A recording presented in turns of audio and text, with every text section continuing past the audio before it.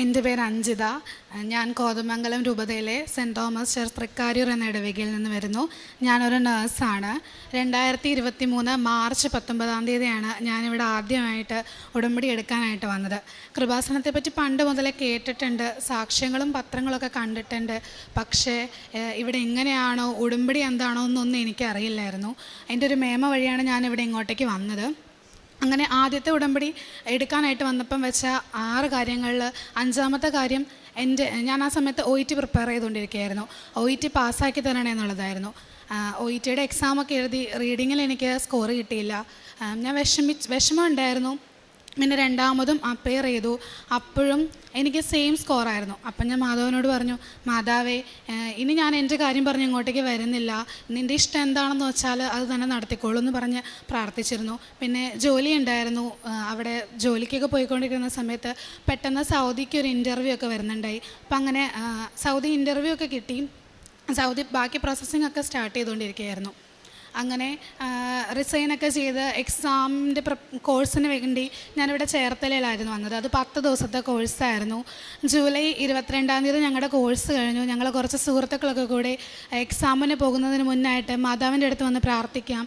അങ്ങനെ വന്ന് പ്രാർത്ഥിച്ചു. ഞാൻ മാതാവിനോട് പറഞ്ഞു, മാതാവേ, ഈ എക്സാമെങ്കിലും എന്നെ ഫസ്റ്റ് അറ്റംപ്റ്റിൽ പാസ്സാക്കി തരാണെങ്കിൽ അമ്മയുടെ അടുത്ത് ഞാൻ വരും, അമ്മയോട് ഞാൻ നന്ദി പറയുമെന്ന് പറഞ്ഞ് എക്സാമിന് പോയി. 23 വൈകിട്ട് തിരുവനന്തപുരത്ത് വെച്ചായിരുന്നു എക്സാം. അങ്ങനെ എക്സാമിന് പോയി കുറച്ചൊക്കെ എന്തൊക്കെയോ ഫ്രണ്ട്സൊക്കെ ആയിട്ട് ഡിസ്കസ്സൊക്കെ ചെയ്ത് ഒരു 12:30 ആയപ്പോഴത്തേനും നാളെയല്ലേ ഇനി എക്സാം, കിടന്നേക്കാമെന്നൊക്കെ വിചാരിച്ച് മാതാവിനോടും കവൽമാലാഖയ്ക്കും എന്നെ ഭരമേൽപ്പിച്ച് ഞാൻ കിടക്കാനായിട്ട് പോയി. പക്ഷേ എനിക്ക് ഉറങ്ങാനൊന്നും സാധിച്ചില്ല. വെളുപ്പിന് 3:30 വരെ എൻ്റെ ചെവിയുടെ അടുക്കെ വന്നിരുന്ന മാതാവ് കസേരയിട്ട് പറയുന്നതായിട്ടും ഞാൻ അവിടെ ഇരിക്കുന്നതായിട്ടും എൻ്റെ അടുത്ത് ഓരോ ക്വസ്റ്റ്യൻസ് ഇങ്ങനെ ചോദിക്കുന്നു. ചിലതൊക്കെ ഞാൻ ആൻസർ പറയുന്നത് കറക്റ്റാണ്, തെറ്റായിട്ടുള്ള ആൻസർ പറയുന്നത് മാതാവ് എനിക്ക് തിരുത്തി തരുന്നു. അങ്ങനെ സമയം പിന്നെ ഞാൻ പെട്ടെന്ന് എണീറ്റ് നോക്കി കഴിഞ്ഞപ്പോൾ 3:30 ആയി. അപ്പം ഞാനിങ്ങനെ ഉറക്കത്തിൽ തന്നെ പാതിബോധത്തിലാണെന്ന് തോന്നുന്നു. പറഞ്ഞു, മാതാവേ മതി, നാളെയല്ലേ എക്സാം, കിട്ടുന്നത് മതി, എന്നെ ഒന്ന് ഉറങ്ങാൻ അനുവദിക്കുമെന്നും പറഞ്ഞ് ഞാൻ വീണ്ടും കിടന്നു. എന്നെ ഉത്തരവാദിത്തമുള്ള മാതാവായതുകൊണ്ടും എന്നെ കറക്റ്റ് 5:30 എന്നെ വിളിച്ച് എണീപ്പിച്ചു. ഞാൻ എക്സാമിന് പോയി. ഫസ്റ്റ് ബാച്ചിൽ തന്നെ പോയി. നമുക്ക് കയ്യിലൊന്നും എടുക്കാനൊന്നും പറ്റുന്നുണ്ടായിരുന്നില്ല. അപ്പം കയ്യിൽ കുറച്ച് തൈലവും ഒഴിച്ച് ഉപ്പ് അവരൊന്നും കാണാതെ ഞാൻ കുറച്ച് കയ്യിലും പിടിച്ചിട്ട് എക്സാമിന് ചെക്കിംഗ് ഒക്കെ കഴിഞ്ഞ് കയറി. സിസ്റ്റത്തിൻ്റെ 4 കോണിലും കുരിശും വരച്ച് ഉപ്പും വിതറി ഞാൻ എക്സാം സ്റ്റാർട്ട് ചെയ്തു. തുടങ്ങിക്കഴിഞ്ഞ് എങ്ങനെയാണെന്ന് എനിക്കറിയില്ല, പെട്ടെന്ന് ആൻസേഴ്സൊക്കെ വരുന്നു. ക്വസ്റ്റ്യൻസ് ഒന്നും ഞാൻ മുന്നേ ചിലതൊന്നും കണ്ടിട്ടുള്ളതല്ല, പക്ഷേ തനിയെ തന്നെ എനിക്ക് ആൻസർ സെലക്ട് ചെയ്ത് പോകാൻ പറ്റുമായിരുന്നു.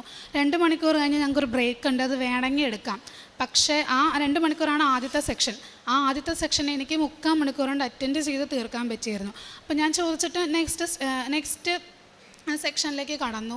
അങ്ങനെ അതും എനിക്ക് വളരെ പെട്ടെന്ന് തന്നെ അറ്റൻഡ് ചെയ്യാൻ പറ്റി.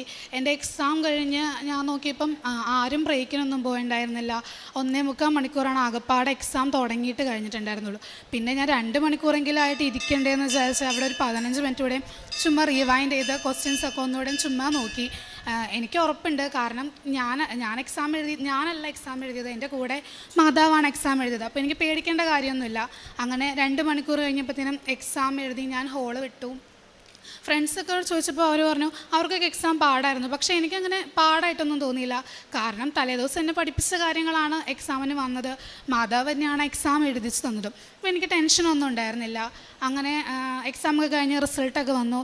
റിസൾട്ട് വന്നപ്പോൾ എനിക്ക് ഉറപ്പായിരുന്നു, ടെൻഷൻ ഇല്ലാത്തത് കൊണ്ട് തന്നെ നല്ല മാർക്ക് കിട്ടുമെന്ന് ഉറപ്പായിരുന്നു. അപ്പം അത്യാവശ്യം നല്ല മാർക്ക് തന്നെ, കൂടെ ഉണ്ടായിരുന്ന ഫ്രണ്ട്സിനേക്കാളും കൂടുതൽ മാർക്ക് എനിക്ക് എക്സാമിന് കിട്ടി. അപ്പോൾ ഞാൻ മാതാവിനെ ഈശോയ്ക്കും ഒരുപാട് നന്ദി പറഞ്ഞ് ബാക്കി പ്രോസസ്സിങ്ങിലേക്ക് കടന്നു. അങ്ങനെ മെഡിക്കൽ കഴിഞ്ഞു, ബയോമെട്രിക് കഴിഞ്ഞു, വിസ വന്നു. പിന്നെ എമിഗ്രേഷൻ ക്ലിയറൻസിനായിട്ട് വെയിറ്റിംഗ് ആയിരുന്നു. 1 മാസം കഴിഞ്ഞു, 2 മാസം കഴിഞ്ഞു, 3 മാസം കഴിയാറായപ്പോഴും വരുന്നില്ല. അപ്പോൾ വൈകിട്ട് സന്ധ്യാപ്രാർത്ഥനയുടെ സമയത്ത് എൻ്റെ ഉള്ളിലിരുന്ന് ആരോ പറയാം, നീ എന്നെ കാണാൻ വരുമെന്ന് പറഞ്ഞിട്ട് വന്നില്ലല്ലോ ഇതുവരെയെന്ന്. അപ്പം ഞാൻ പ്രാർത്ഥന കഴിഞ്ഞപ്പോൾ തന്നെ അമ്മയുടെ അടുത്ത് പറഞ്ഞു, അമ്മ ഞാനിങ്ങനെ കൃപാസനത്തിൽ പോകാമെന്ന് പറഞ്ഞിട്ടുണ്ടായിരുന്നു, എനിക്കിതുവരെ പോകാൻ പറ്റില്ല, നാളെ ഞാൻ എന്തായാലും പോകുമെന്ന് പറഞ്ഞു. അങ്ങനെ ഞാൻ ഇവിടെ വന്ന് പ്രാർത്ഥിച്ചു. അമ്മേനോട് പറഞ്ഞു, അമ്മ 7 ദിവസം ഞാൻ അമ്മയ്ക്ക് സമയം തരുന്നുണ്ട്. ഈ 7 ദിവസത്തിനുള്ളിൽ ഇപ്പം ചെയ്തുകൊണ്ടിരിക്കുന്ന പ്രോസസ്സിങ് അത് എന്താണോ, നല്ലതിനാണോ ചീത്തയാണോ എന്തോ ആയിക്കോട്ടെ, എനിക്ക് കൃത്യമായ ഉത്തരം തരണമെന്ന് പറഞ്ഞ് പ്രാർത്ഥിച്ചു. അങ്ങനെ 6-ാം ദിവസമൊക്കെ ആയപ്പോഴത്തേനും ഏജൻറ്റ് വിളിച്ചു. മെഡിക്കലും എക്സ്പയറായി, വിസ ഡേറ്റും എക്സ്പയറായി, നമുക്കിനി ഒന്ന് നോക്കാം എന്താ ചെയ്യേണ്ടതെന്ന്. അപ്പം നവംബർ 2024 നവംബർ 1 സമയമായപ്പോഴത്തേനും അപ്പം ഞാൻ നവംബർ 1 വീണ്ടും വന്ന് എൻ്റെ ഉടമ്പടി പുതുക്കി. ഒരു വിദേശത്തേക്ക് പോകാനായിട്ടുള്ള ആവശ്യം തന്നെയാണ് ഞാൻ വീണ്ടും ഫസ്റ്റ് വെച്ചത്. അതിൻ്റെ ഇടയ്ക്ക് കുറേ ഇൻ്റർവ്യൂകളൊക്കെ ഈ ഉടമ്പടി പുതുക്കിയതിന് ശേഷം വന്നു. 7ഓളം ഇൻ്റർവ്യൂ ഞാൻ സെലക്റ്റായി കഴിഞ്ഞാൽ എനിക്ക് ബാക്കി പ്രോസസ്സൊന്നും നടക്കില്ല. ഓഫർ ലെറ്റർ വരില്ല. ഓഫർ ലെറ്റർ വന്നതിൽ ബാക്കി ഒന്നും ശരിയാവില്ല. അപ്പോൾ എനിക്ക് തന്നെ മടുത്തു. ലാസ്റ്റ് ഞാൻ ഏജൻറ്റിനോടും പറഞ്ഞു, എന്താ ഇങ്ങനെ പറഞ്ഞു, തൻ്റെ കാര്യത്തിൽ മാത്രം എന്താ ഇങ്ങനെയെന്ന് എനിക്കറിയില്ല എന്ന് പറഞ്ഞു. അങ്ങനെ ഡിസംബർ 9 എനിക്ക് ലാസ്റ്റ് ഒരു ഇൻ്റർവ്യൂ ഉണ്ടെന്ന് ഡിസംബർ 7 ആയപ്പോഴത്തേനും ഏജൻറ്റ് വിളിച്ച് പറഞ്ഞു. അപ്പോഴേ ഞാൻ പറഞ്ഞു, ഇതായിരിക്കും എൻ്റെ ലാസ്റ്റ് ഇൻ്റർവ്യൂ, ഇതിൽ കിട്ടിയില്ലെങ്കിൽ കിട്ടിയില്ല, അതിന് ഞാൻ ഒന്നും നോക്കില്ല. അപ്പോൾ ഞാൻ ജോലി ചെയ്യുന്നുണ്ടായിരുന്നു, നൈറ്റ് ഡ്യൂട്ടി ആയിരുന്നു. എറണാകുളത്ത് വെച്ചായിരുന്നു ഇൻ്റർവ്യൂ. ഞാൻ വർക്ക് ചെയ്യുന്നത് കോതമംഗലത്ത് തന്നെയായിരുന്നു. അപ്പം നൈറ്റ് ഡ്യൂട്ടി കഴിഞ്ഞ് ഇൻ്റർവ്യൂവിന് പോയി. കുറേ നേരം വെയിറ്റൊക്കെ ചെയ്തു. ഇൻ്റർവ്യൂവിന് കയറിയപ്പം എൻ്റെ കയ്യിൽ ഉപ്പും തൈലവും ഉണ്ടായിരുന്നു.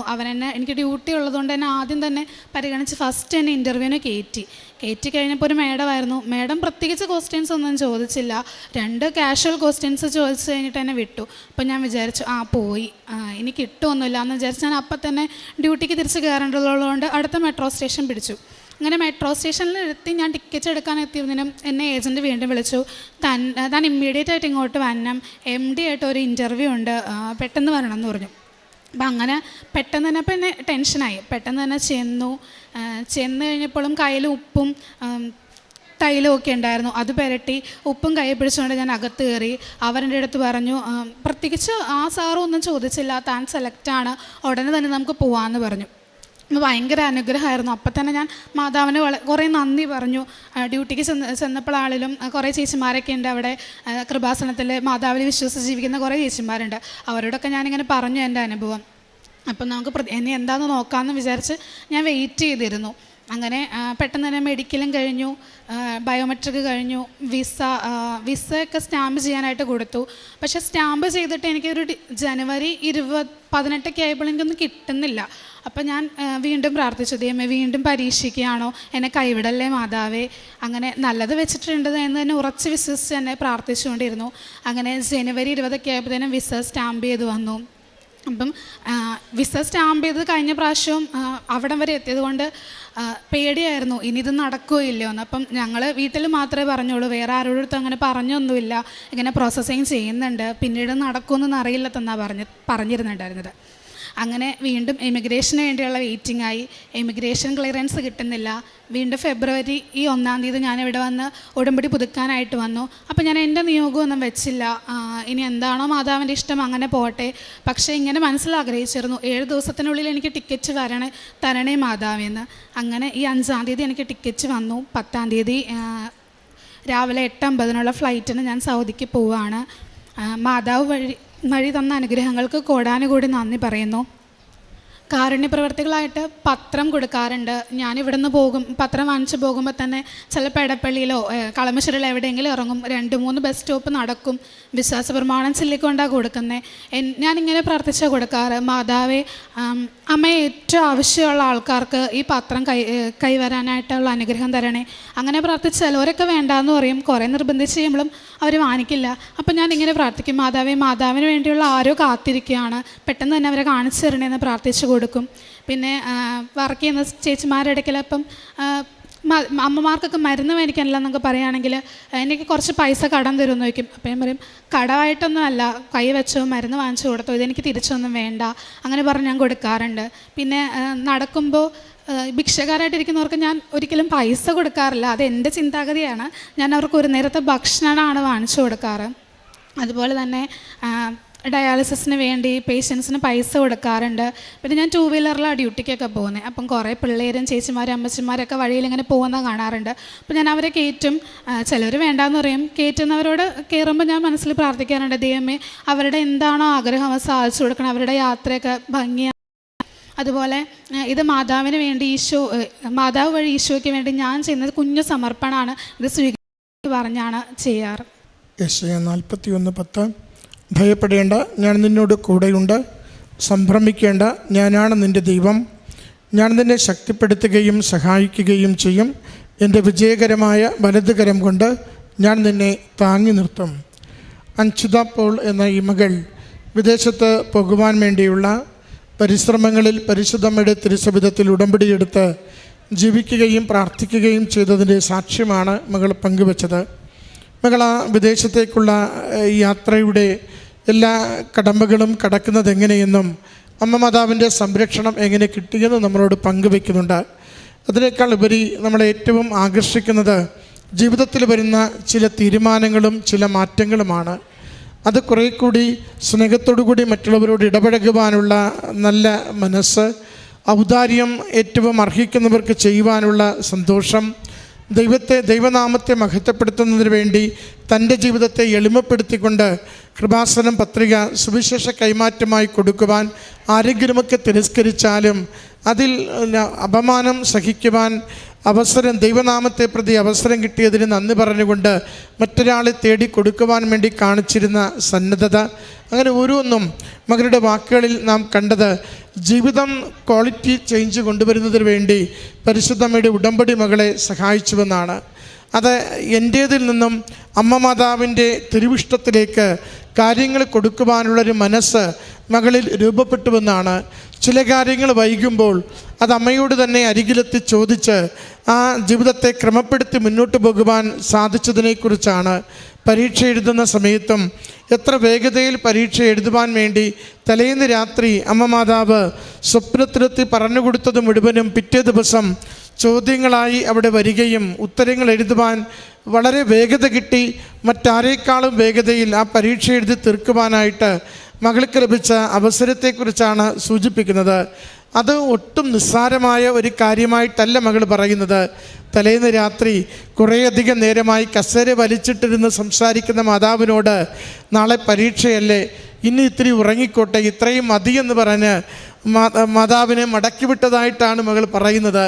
പക്ഷെ പിറ്റേന്ന് പരീക്ഷയ്ക്ക് വേണ്ടി OETയുടെ എക്സാം എഴുതുമ്പോൾ തലേന്ന് എന്തൊക്കെയാണോ മാതാവ് സംസാരിച്ചു കൊണ്ടിരുന്നത് അത് മുഴുവനും ഒന്നിനു പിറകെ ഒന്നായി ചോദ്യവും ഉത്തരവുമായി മകളുടെ കൺമുൻപിലേക്ക് വരുന്നതും തൻ്റെ സാധാരണ വേഗതയിലും അധികം വേഗതയിൽ ഓരോ ചോദ്യത്തിൻ്റെ ഉത്തരവും കണ്ടെത്തി അത് കംപ്ലീറ്റ് ചെയ്യുവാനായി മകൾക്ക് സാധിച്ചതും മറ്റെല്ലാവരും എഴുതി തീരുന്നതിനേക്കാൾ മുമ്പ് എഴുതി തീർന്ന് പുറത്തേക്ക് വരുവാൻ മകൾക്ക് സാധിച്ചതിനെ സാക്ഷ്യപ്പെടുത്തുകയാണ്. പിന്നീട് ഇമിഗ്രേഷൻ പ്രോസസ്സിൽ അല്പമൊന്ന് വൈകൽ കാണുന്നുവെങ്കിലും ഓരോ തവണയും മകൾ പറയുന്നുണ്ട്, ആദ്യത്തെ വൈകിയപ്പോൾ മനസ്സിലായി മാതാവിനെ വന്ന് കണ്ടോളാം എന്നൊരു വാക്ക് കൊടുത്തു, കണ്ടില്ല. അതുകൊണ്ട് കാണുവാൻ വേണ്ടി ഇവിടെ എത്തിച്ചേർന്നപ്പോൾ അടുത്ത നടപടിക്രമം വേഗത്തിലായി.